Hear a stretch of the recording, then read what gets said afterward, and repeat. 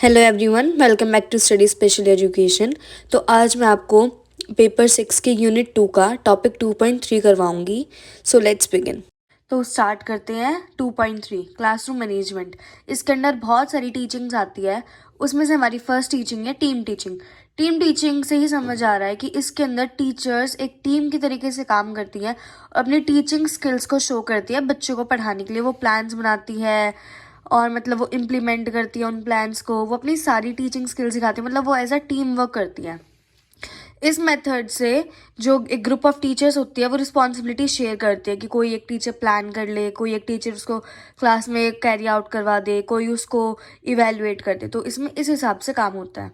Team teaching का focus होता है कि वो कैसे ना कैसे करके सारी टीचर्स का प्रॉपर यूटिलाइजेशन करें, उनके एक्सपीरियंस का, उनके एक्सपर्टीज को यूज़ करें।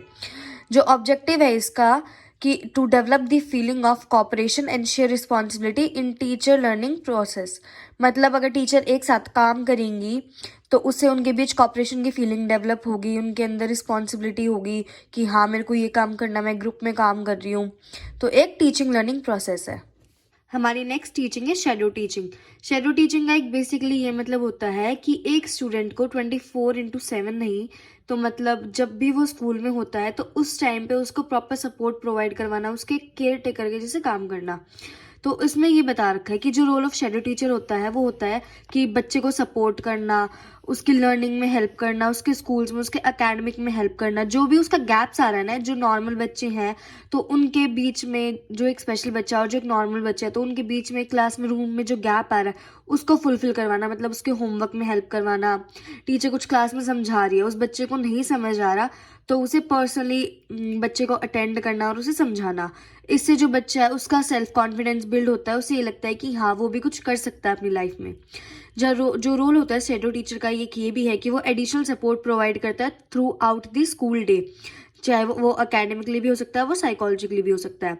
It help student to stay focused, participate appropriately in class and improve communication. तो इससे जो बच्चा है वो अच्छे से पार्टिसिपेट करता है क्लास में और अपना कम्युनिकेशन को इम्प्रूव करता है। नेक्स्ट अब हमारा आ जाता है पीयर ट्यूटरिंग। पीयर ट्यूटरिंग में हमें ये समझ आ रहा है कि पीयर क्या होते हैं, हमारे दोस्त, हमारे साथी, हमारे जो मतलब मेट्स होते हैं, क्लासमेट्स होते हैं वो। इसके अंदर ये है कि एक स्ट्रेटजी है जहाँ पे जो हाई परफॉर्मिंग बच्चे होते हैं, जिनके अच्छे मार्क्स आते हैं, जो पढ़ाई में अच्छे होते हैं, उनको लो परफॉर्मिंग बच्चों के साथ पेयर करा जाता है। मतलब जिनकी परसेंटेज अच्छी है, जो पढ़ाई में अच्छे हैं, उनको उन बच्चों के साथ बिठाया जाता है जिनके स्कोर्स कम होते हैं, जिससे कि वो एक दूसरे की हेल्प कर पाए। जो हाई परफॉर्मिंग वाला बच्चा है वो लो परफॉर्मिंग की हेल्प कर पाए और उसको क्लासरूम में मतलब एक सपोर्ट प्रोवाइड करवा दे। क्योंकि जब एक दोस्त किसी को समझाता है तो वो बच्चा अच्छे से समझता है, अगर कोई टीचर समझाएगी तो वो इतना अच्छे से नहीं समझ पाएगा। इसलिए पीयर ट्यूटरिंग बहुत इंपॉर्टेंट होता है। जो पीयर ट्यूटर्स होते हैं बिकेम टीचर, वो टीचर बन जाते हैं उस बच्चे के लिए और उनको अपनी रिस्पॉन्सिबिलिटी समझनी होती है और उनको जो वो मटेरियल समझा रहे हैं, मतलब उस बच्चे को जो पढ़ा रहे हैं, उन्हें खुद भी पहले से पता होना चाहिए। और इससे जो उनकी अंडरस्टैंडिंग है उस टॉपिक से रिलेटेड, उस हाई परफॉर्मिंग बच्चे की भी बढ़ जाती है, क्योंकि वो फिर से रिवाइज कर लेता है।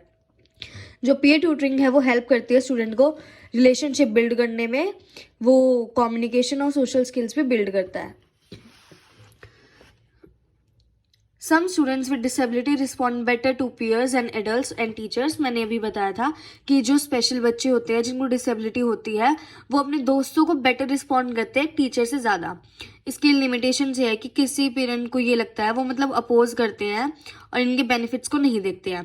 प्लानिंग और प्रिपरेशन बहुत इंपॉर्टेंट होती है और इसके लिए बच्चों का एडिशनल टाइम यूज़ होता है। पीयर ट्यूटर्स जो है वो ट्रेंड होने चाहिए और मतलब वो मतलब मॉनिटर करे जाने चाहिए कि ये नहीं है कि हमने एक हाई परफॉर्मिंग बच्चे को सौंप दिया एक लो परफॉर्मिंग बच्चा, बट हमें उसके ऊपर एक कॉन्टिन्यूस मॉनिटरिंग करनी पड़ती है और उस हाई परफॉर्मिंग बच्चे को भी उस लो परफॉर्मिंग बच्चे के ऊपर ट्रेनिंग एंड मॉनिटर करना पड़ता है, जिससे कि extra energy and time use होता है। तो ये थे लिमिटेशंस पीयर ट्यूटरिंग के। नेक्स्ट अब हमारा है कॉपरेटिव लर्निंग। कॉपरेटिव लर्निंग एक एजुकेशनल अप्रोच है जो एम करती है एक क्लासरूम को ऑर्गेनाइज करने में, जिसमें वो एकेडमिक्स एंड सोशल लर्निंग दोनों को इंक्लूड करती है। इस क्लास में क्या होता है कि वो कोऑपरेटिव लर्निंग में जो स्टूडेंट्स होते हैं उनके थॉट्स को ज़्यादा इंपॉर्टेंस देती है। मतलब उन बच्चों को फ्री होता है कि मतलब तुम अपनी फीलिंग्स शेयर कर सकते हो, जो भी तुम सोच रहे हो तुम उसे बता सकते हो। वो उन्हें क्वेश्चनिंग में इन्वॉल्व करती हैं, जिससे कि उनकी अपॉर्चुनिटीज़ जो है वो मतलब बढ़ जाती हैं। इसमें एग्जाम्पल है कि असाइनमेंट्स करवाए जाते हैं जिसके अंदर ग्रुप प्रॉब्लम सॉल्विंग होती है, डिस्कशन होता है, डिसीजन मेकिंग होता है। इससे जो बच्चा है वो एक डिस्कशन में इंक्लूड होता है, वो एक ग्रुप में इंक्लूड होता है। मतलब एक ग्रुप को एक क्वेश्चन दे दिया तो वो ग्रुप में सब बच्चे अपना अपना पॉइंट ऑफ व्यू देंगे, तो इससे बच्चा इंक्लूड होगा, उससे उसकी कम्युनिकेशन एंड सोशल स्किल भी इंप्रूव होंगी। इसकी लिमिटेशन है कि जो कोऑपरेटिव लर्निंग है वो कॉन्स्टेंटली चेंज होती है, then teachers can get confuse, क्योंकि कोऑपरेटिव लर्निंग के टॉपिक चेंज होते हैं या फिर अलग अलग टीचर का एक अलग नेचर होता है, तो इससे जो टीचर है वो कन्फ्यूज हो जाती है। It is a dynamic process and can not be use at every situation. ये एक डायनेमिक प्रोसेस है और ये हर सिचुएशन में यूज़ नहीं हो सकता, और इसमें टाइम भी कंज्यूम होता है। तो ये था हमारा कोऑपरेटिव लर्निंग। 2.3 का हमारा ये लास्ट टॉपिक है PBIS, positive behaviour intervention strategies. ये एक अप्रोच होती है जो कि स्कूल्स में यूज़ करी जाती है to improve school safety and promote positive behaviour. इसके हेडिंग से हमें समझ आ रहा है कि मतलब पॉजिटिव बिहेवियर को प्रमोट करना है स्कूल्स में। ये फोकस करती है प्रिवेंशन में, ना कि पनिशमेंट में। मतलब बच्चे को पनिशमेंट देने से बच्चा इम्प्रूव नहीं करेगा, हमें प्रिवेंशन देनी पड़ेगी। तो मतलब उससे हमें टेक्निक्स यूज़ कर सकते हैं, हम प्रिवेंशन प्रोग्राम यूज़ कर सकते हैं। पनिशमेंट देने से कोई भी बच्चा इम्प्रूव नहीं करता। इससे जो बच्चा है उसका जो बिहेवियर है वो इम्प्रूव होता है। और इस बिहेवियर में बच्चे की लेस बुलिंग होती है, क्योंकि मोस्टली स्कूल्स में बहुत ज़्यादा बुलिंग्स होती है, सीनियर बुली करते हैं बच्चों को, और स्पेशली डिसेबल्ड बच्चों को तो बहुत बुली करा जाता है। तो इसका काम होता है PBIS का कि उनको एक पॉजिटिव इन्वायरमेंट प्रोवाइड करना। नेक्स्ट हमारा आ जाता है कि इसके अंदर 3 टायर्स होते हैं। इसका फर्स्ट टायर है कि all student learn basic behaviour expectation like respect and kindness. इसमें बच्चों को रिस्पेक्ट एंड काइंडनेस सिखाई जाती है, जो कि बेसिक होता है किसी भी बिहेवियर का। स्कूल स्टाफ को रिकॉग्नाइज करा जाता है और उन्हें प्रेज करवाया जाता है स्टूडेंट्स को। अगर बच्चे अच्छे से बिहेव करें तो स्कूल स्टाफ उनको रिकॉग्नाइज करती है और प्रेज करती है। सेकेंड आ जाता है targeted support for struggling students. मतलब जो बच्चे स्ट्रगल कर रहे हैं उनको देखा जाता है और उनको इंटरवेंशन दिया जाता है। मतलब जो बच्चे लीस्ट डेवलप करते हैं उनको।